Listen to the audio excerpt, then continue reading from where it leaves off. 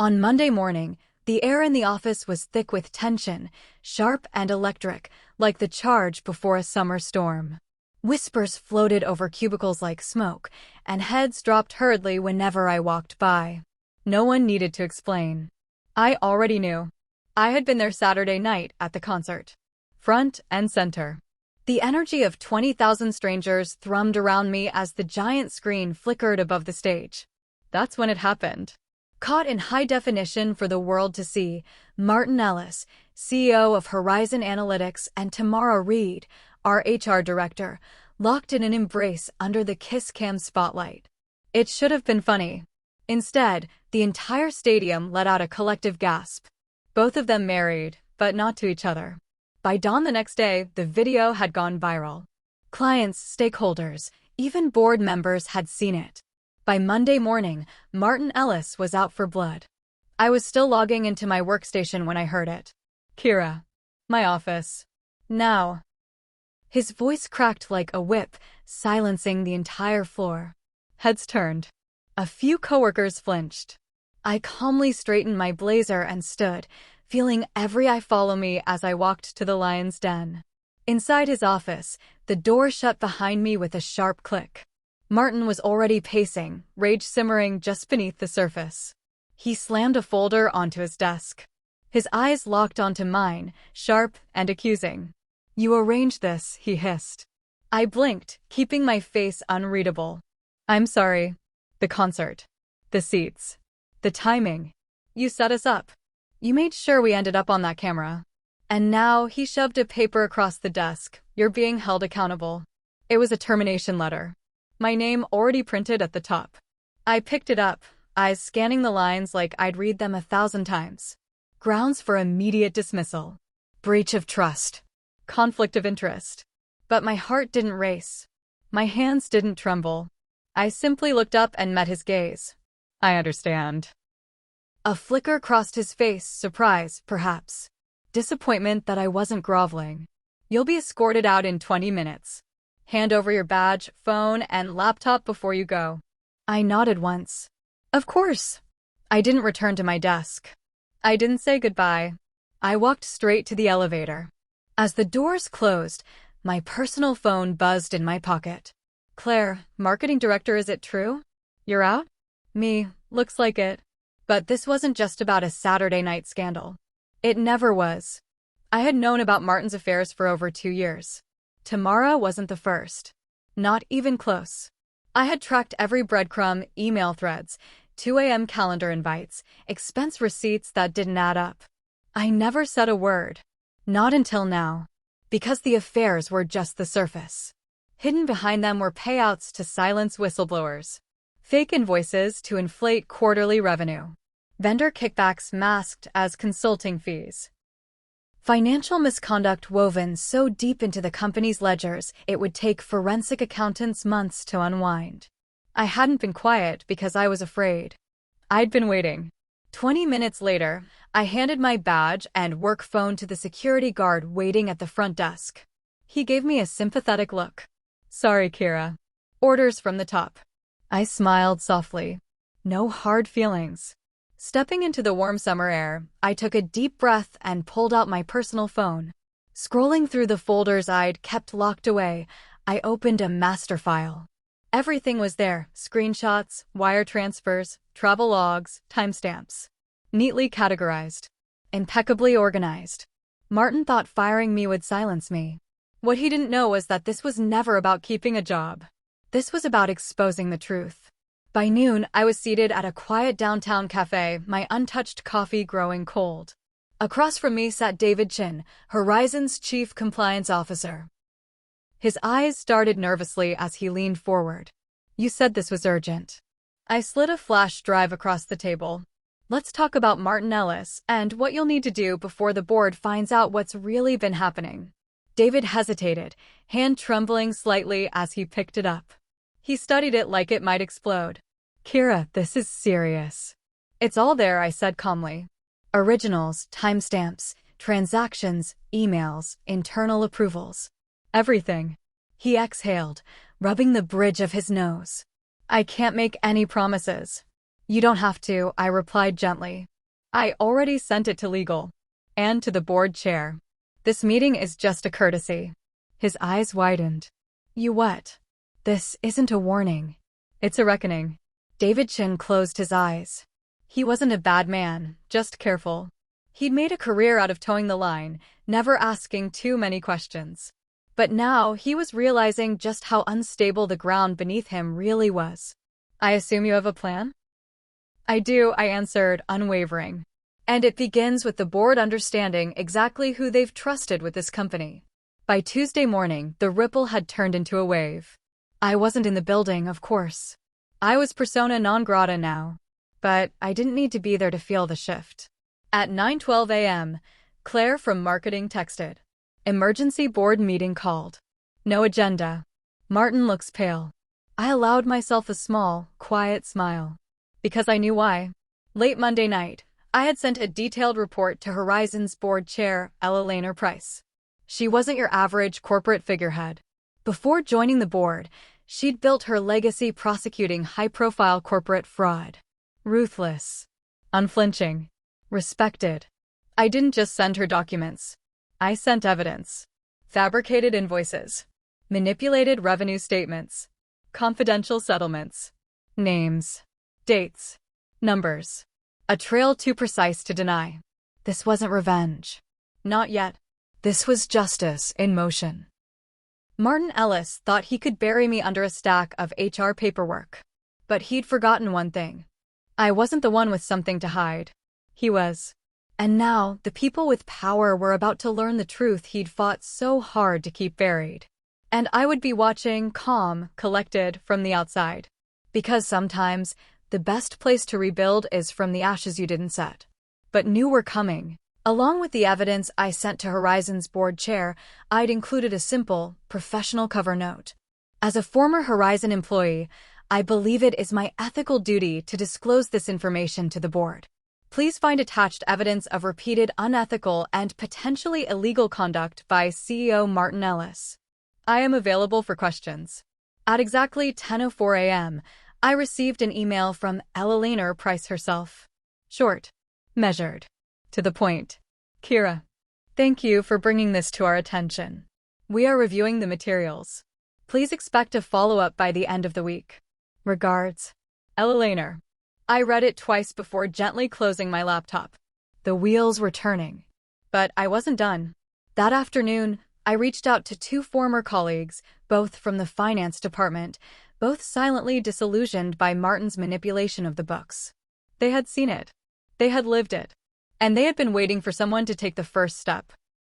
By Wednesday, I had in hand a signed affidavit.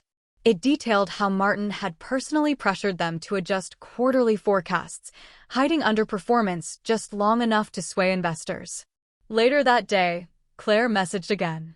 Claire, HR just called Tamara in. Me, resignation? Claire, board's requesting it. Me, just Tamara?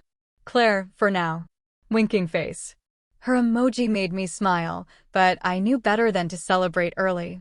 That evening, I met with Jordan Blake, a respected journalist at the Ledger. We'd known each other for years, always at arm's length, always professional. He knew I wasn't one to cry wolf. More importantly, he trusted my documentation. We sat in a quiet corner of a low-lit bar. The murmur of conversations and the soft rush of traffic outside gave us the privacy we needed. I'm not asking you to publish anything, I told him. Not yet. I just want you to know what's coming. And when it breaks, I want it to be accurate. He leafed through the printed documents I'd brought. Not confidential, not incriminating on their own, but enough to tell a damning story. Jordan looked up slowly. Looks like a pattern, he murmured. A bad one. Exactly, I said. And it's been happening in plain sight. Thursday morning. The fallout began to spread. Claire texted at 8:50 a.m. Claire, David Chin just requested a closed-door session with the board. Martin's furious. Claire, later compliance team locked in legal's office. No one knows why. Claire, 3 p.m. Tamara's LinkedIn updated. Open to work. She's out. I didn't reply. I didn't need to. The cracks had widened into fractures.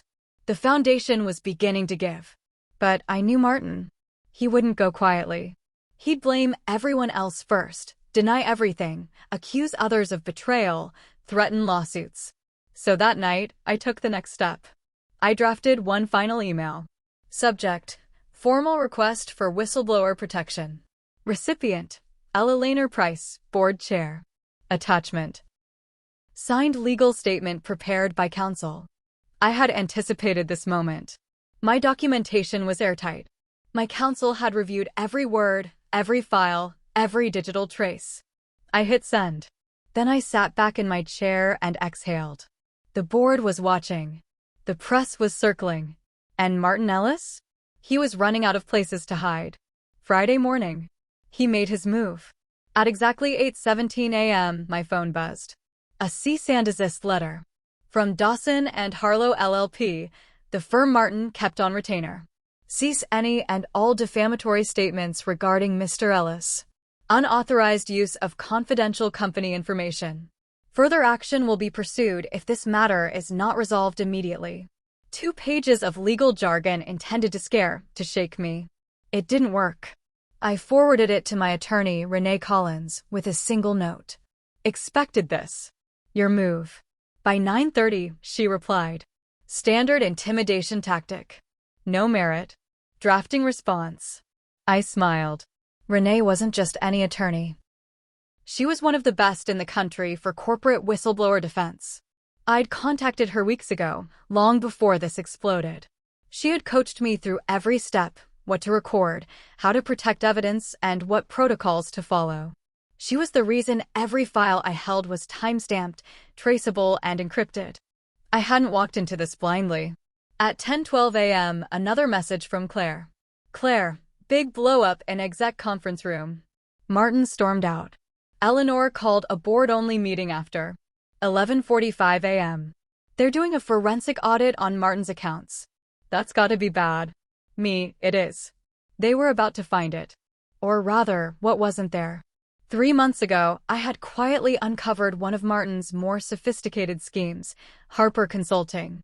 A vendor with a spotless invoice history and no physical presence. No staff. No website. Just a P.O. box in Delaware.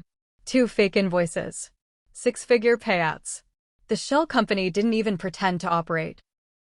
I hadn't used that evidence yet. I was waiting for the right moment. At 10:05 p.m., my phone rang. Not an email. A direct call. Kira, this is Ella Lehner Price. I stepped into a quiet hallway before answering. Good evening, Ella Lehner. Her tone was calm, measured. But I could hear the current running underneath. I wanted to inform you personally, she began. The board has opened a formal internal investigation into Mr. Ellis. We've engaged independent auditors. We'll require your cooperation. Of course, I replied without hesitation. I'll provide anything needed. There was a pause, and then she added. We've also reviewed the cease and desist letter you received this morning. It was not authorized by the board. I allowed a brief, knowing silence. Understood. Her voice softened slightly. You've handled this with professionalism, Kira. We'll be in touch. Late Friday afternoon. Inside Horizon, the atmosphere had reached boiling point. I could feel it through the messages, the tension between the lines. Miguel, a senior financial analyst, messaged me. Miguel, word is Martin's trying to pin Harper Consulting on lower management, saying someone slipped it past compliance. I shook my head, almost in disbelief, but not surprise. Classic Martin. Throw someone else to the wolves. But this time, the wolves had names, dates, and receipts. And they were no longer afraid. I couldn't help but be impressed by his nerve. Classic Martin, blame downward, protect upward. But this time, it wasn't going to work. At 5:30 p.m. that Friday evening, I met with Renee at her downtown office. She handed me a sealed envelope, her formal response to Martin's cease and desist, filed with both Horizon's board and their external legal counsel. You're fully protected under federal whistleblower statutes, Renee said firmly. And I've made it clear, any further intimidation will be met with immediate legal action. I nodded, breathing in slowly. This isn't just about Martin anymore, I said softly. It's about the culture he created. The people he used. Manipulated. Threw under the bus. Renee gave me a rare smile. And now, she said, they're all watching him fall apart. By the time I got home that evening, Claire had sent one last message. Claire, rumor is Martin tried to resign today. Eleanor refused. They want him on the record first. Me, smart. If Martin walked now, he'd control the narrative. But if they forced him to answer under formal investigation, the board would have every reason to terminate him with cause. No golden parachute. No quiet exit. No severance. Just the cold, hard truth. That night, I poured myself a glass of wine and opened my laptop. Not to celebrate, not yet. But for the first time in years, I felt steady. Solid. Because Martin Ellis had finally realized something critical. I wasn't the weak link he thought I was. I wasn't disposable. I was the fuse he lit himself, and now he was watching the countdown. Monday morning. The whispers inside Horizon Analytics were gone. In their place was something sharper. Open conversation. Real fear. At 8:05 a.m., Claire called. Her voice was low but urgent. They've suspended Martin. Effective immediately. A steady pulse thudded in my chest, but I kept my tone even. Internal email just went out. Company-wide. 5 minutes ago. Reason listed as pending audit findings. I closed my eyes. That was fast. Faster than I'd expected. Claire hesitated. And Kira. Eleanor's coming in for an all-hands at noon. She's making a public statement. That made me pause. Ella Lehner wasn't the kind of leader who soothed crowds. If she was stepping up to the microphone herself, this wasn't just damage control. This was a purge. At noon, I sat quietly in a cafe across the street from Horizon's towering headquarters. Claire kept me updated via text like a live news feed. Claire, she just walked into the main auditorium. Martin's not here. Compliance is with her. Claire confirmed the investigation. Committed to full transparency. Claire, she said there'll be a leadership restructuring after the audit. Everyone's dead silent. I exhaled. It wasn't just Martin anymore. This was systemic. And Ella Lehner knew it. By 3 p.m., I met with David Chen again. This time far from the chaos, a quiet bench by the river. The breeze was soft, the city noise muted by distance. David looked exhausted, but more than that, resolved. Ella Lehner asked me to help lead the audit, he said without preamble. She wants full cooperation from every department. That's good, I said gently. They'll need you. David shook his head. Kira. Martin's been doing this for a lot longer than anyone realized. He handed me a list, a grim catalog of names. Junior employees. Contractors. Even a former client liaison. Some had left quietly. Others had been paid off. Falsified records disguised as bonuses, reimbursements, consulting fees. It wasn't just a pattern. It was a system. And Martin had built it by hand. At 5:30 p.m., Ella Lehner called me directly. Kira, I've reviewed your formal statement again. Yes, I said, keeping my voice calm. I'd like you to come in tomorrow morning. Speak with the auditors directly. I blinked, caught slightly off guard. Of course. If that's helpful. It is, she said. Then, her voice softened just a touch. I want your perspective. Not just what happened, but how it was allowed to go on. How we can prevent it from ever happening again. I understood immediately. This wasn't just about evidence anymore. This was about reform. About culture. About making sure no one like Martin Ellis ever held the reins again. I'll be there, I promised. Tuesday morning.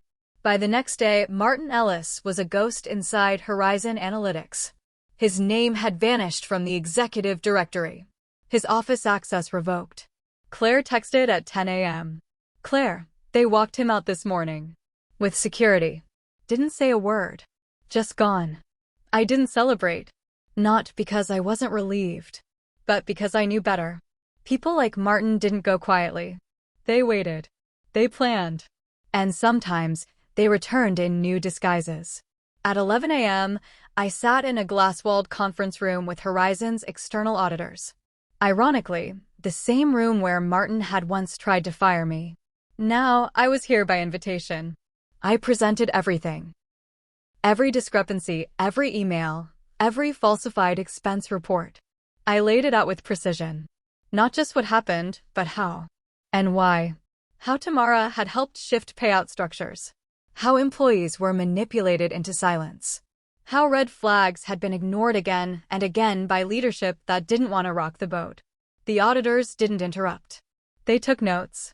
Their pens scratched quietly across paper as I moved through the files. At the end, a senior partner named Lisa Grant leaned forward. "You documented everything," she said. "Why?" I met her gaze evenly.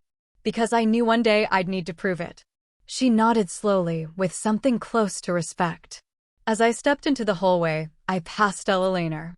She stopped, meeting my eyes. "You've handled this with more integrity than half my board." I gave a quiet, honest smile. "I learned a long time ago, if you don't protect your own reputation, no one else will." I had added a simple, professional cover note to my original report. As a former Horizon employee, I believe it is my ethical duty to disclose this information to the board. Please find attached evidence of repeated unethical and potentially illegal conduct by CEO Martin Ellis. I am available for any follow-up questions. At exactly 10:04 a.m., I received an email from Ella Lehner Price. Short, focused, direct. "Kira, thank you for bringing this to our attention. We are reviewing the materials. Please expect a follow-up by end of week. Regards, Ella Lehner." I read it twice. Then, slowly, I closed my laptop. The wheels were turning. But I wasn't done. I reached out to 2 former colleagues in finance, both people I trusted, both exhausted by years of manipulation and moral compromise under Martin's leadership. They hadn't just seen the patterns, I knew they had lived them. They didn't hesitate. By Wednesday, I had a signed affidavit from both. It detailed how Martin had directly pressured them into adjusting quarterly forecasts to present a false picture of Horizon's performance. Their words were clear. Their signatures confident. Later that afternoon, Claire messaged me again. "Claire, HR just called in Tamara." Me, board requesting her resignation? Claire, yep. Me, just Tamara? Claire, for now. Winking face. That evening, I met with Jordan Blake, a journalist from The Ledger, a reputable voice in business media.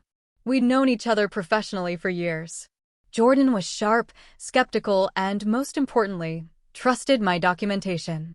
We met in a quiet bar, far from the eyes of executives and board members. The low hum of city traffic outside, paired with clinking glasses and dim lighting, made it the perfect setting for truth. "I'm not asking you to publish anything," I told him. "Not yet. But if this story breaks, I want you to have the facts.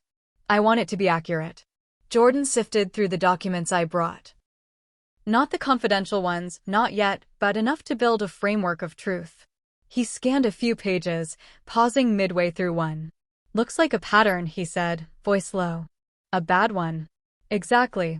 I looked him in the eye. "And it's been happening right under the board's nose." Thursday morning. The fallout inside Horizon Analytics began spreading like wildfire. At 8:50 a.m., Claire messaged again. "Claire, David Chin requested a closed-door board session this morning. Martin's pacing the halls. He does not look happy." By noon, compliance and legal had locked themselves in a war room. No one knew why. By 3 p.m., Tamara's LinkedIn profile was updated, open to work. She was out. I didn't reply. I didn't need to. The cracks in Horizon's polished walls weren't just cracks anymore. They were fractures running deep and wide. But I knew Martin. I knew his playbook by heart. He wouldn't surrender. He'd deny, deflect, blame his team, accuse everyone else of betrayal, claim he was being targeted by disgruntled employees. That was his pattern. Which is why, that night, I made my next move. Subject line: formal request for whistleblower protection. Recipient: Ella Lehner Price, Board Chair. Attachment: sworn legal statement under representation. I clicked send. Then leaned back in my chair, the shadows of the evening deepening outside my window. The first move had been made. The board was watching. The press was circling. And Martin Ellis? He was running out of places to hide. Friday morning. Martin finally played his hand. I wasn't surprised. I'd been waiting for it. At exactly 8:17 a.m., my phone buzzed. The sender, Dawson and Harlow LLP, Martin's longtime legal pitbulls. Cease and desist. The subject line said it all. I opened the two-page document with a steady hand, though my pulse thudded in my ears. Cease and desist any and all defamatory statements regarding Mr. Ellis. Unauthorized use of confidential company information. Further legal action will be taken if the matter is not resolved immediately. I read it twice, then calmly forwarded it to my attorney, Renee Collins, with a brief note. Expected this. Your move. By 9:30 a.m., Renee responded. Standard intimidation tactic. No merit. Drafting response now.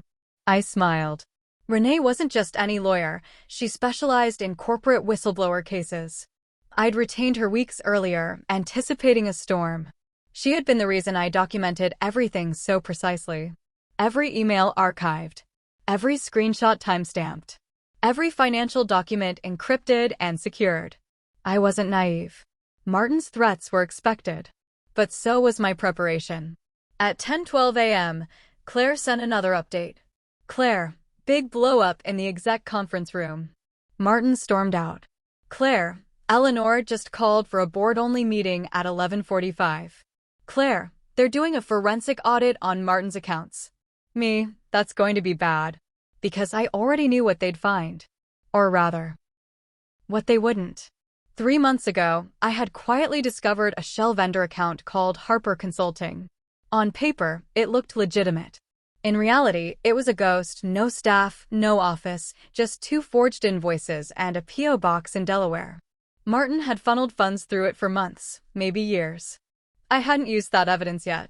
I was waiting for the right moment. 10:05 p.m. My phone rang. Not an email. Not a text. A direct call. Kira, this is Ella Lehner Price. I stepped into the quiet hallway, heart steady. Good evening, Ella Lehner. Her tone was cool, composed, but beneath it, I sensed the shift. Something fundamental had cracked. I wanted to inform you personally, she said. The board has opened a formal internal investigation into Mr. Ellis.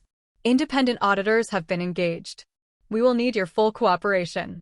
Of course, I said evenly. I'll provide any documentation required. She paused for a beat.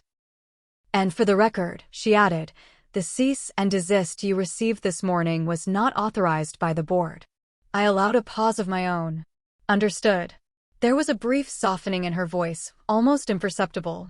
You've handled this with professionalism, Kira. We'll be in touch. Late afternoon. By the end of the day, the temperature inside Horizon's headquarters had reached boiling point. Miguel, a senior finance analyst, messaged me privately. Miguel, word is Martin's trying to pin the Harper invoices on lower management. Miguel says he wasn't aware of the payments. I stared at the message, then shook my head, almost laughing. Of course he was.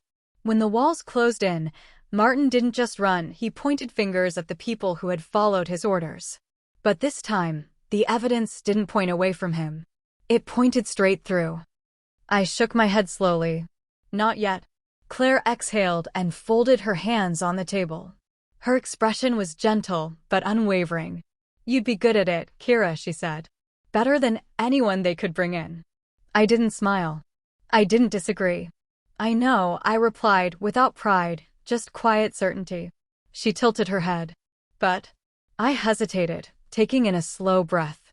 The air felt heavier than usual, full of unspoken questions. I'm just not sure I want to spend the next chapter of my life cleaning up after people like Martin. Claire nodded, her gaze thoughtful and far away. That's fair. We sat in silence for a moment. Not awkward, just still. The kind of stillness that holds something sacred. Then Claire spoke again, softer this time. Maybe it's not about cleaning up after them. Maybe it's about making sure there's never another Martin in the first place. I looked at her. Really looked. And in that moment, something shifted. This wasn't about revenge. It wasn't even about redemption. It was about legacy. That evening, I called Ella Lehner. She answered on the first ring. Kira, she said, already knowing. I've been thinking about your offer. I smiled faintly. I had made no offer, not explicitly. But the space between the silences had spoken for itself. "I'll take it," I said. "But on my terms." There was a quiet chuckle on the other end. I expected nothing less. A pause. Then, "Let's meet tomorrow morning to discuss." 1 week later, I walked back into Horizon Analytics. But this time, I wasn't the woman moving through corridors unnoticed, quietly gathering evidence in shadowed corners. I wasn't the dismissed employee being escorted out of the building. I wasn't the whistleblower fighting to be believed. I was the head of ethics and compliance. And my first meeting was with the entire leadership team. I stood at the front of the same glass-walled conference room where Martin Ellis once spun half-truths into strategy, cloaking fear in polished language and applause. Now, the faces around the table were different, some old, some new. Some wary, some curious. A few openly skeptical. I met their eyes. One by one. "This company let things slide for far too long," I began, voice steady. "We normalized behaviors that should have been condemned. We ignored red flags because they were inconvenient. We protected people who should have been held accountable." A quiet tension filled the room. I let the silence stretch long enough to settle, long enough to be felt. Then I continued. "That ends today." There was a ripple in the room. Small, but real.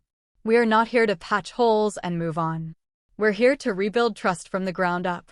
That means accountability, starting with us. If you're not ready for that, this is your opportunity to step aside. No shame, no judgment. But we are moving forward with or without you." No one moved. A few executives exchanged glances. Then David Chin, seated near the end of the table, gave a small nod. One by one, others followed. By the time I finished the session, the atmosphere had changed. This wasn't a request for loyalty. This was a declaration of standards. And they understood that. 3 months later, Horizon Analytics launched its first company-wide ethics initiative. Transparent reporting channels. Legal protections for anonymous whistleblowers. Mandatory compliance training across all departments. Quarterly leadership accountability audits. A public-facing code of integrity, signed by every executive. It wasn't perfect. Change never is. But it was a start. And for the first time in years, Horizon felt less like a machine grinding forward and more like a company trying to stand for something again. One evening, after a long day of back-to-back audits and meetings, I stood by the window of my new office, the city skyline aglow beneath a blanket of twilight. Claire knocked lightly on the doorframe. "You good?" she asked. I turned, smiling. "I'm good." She stepped inside, lingering just a moment. "You know," she said, folding her arms, "people talk." I raised an eyebrow. "Do they?" "They say you turned this place upside down." I shrugged, gaze drifting back out over the city. "Maybe. Or maybe. I just turned it right side up." Claire laughed quietly, already backing toward the door. "Either way," she said, voice soft, "it's better with you here." As I watched her leave, I thought back to that day when Martin handed me my termination papers. His signature inked with arrogance, his expression smug. He thought he was silencing me. What he didn't know was he wasn't ending my career. He was handing me the microphone. And I used it. Not to burn bridges, but to rebuild them the right way. To make sure the wrong people never got to cross them again. And maybe, just maybe, this time, we'd build something that couldn't be torn down by ambition alone.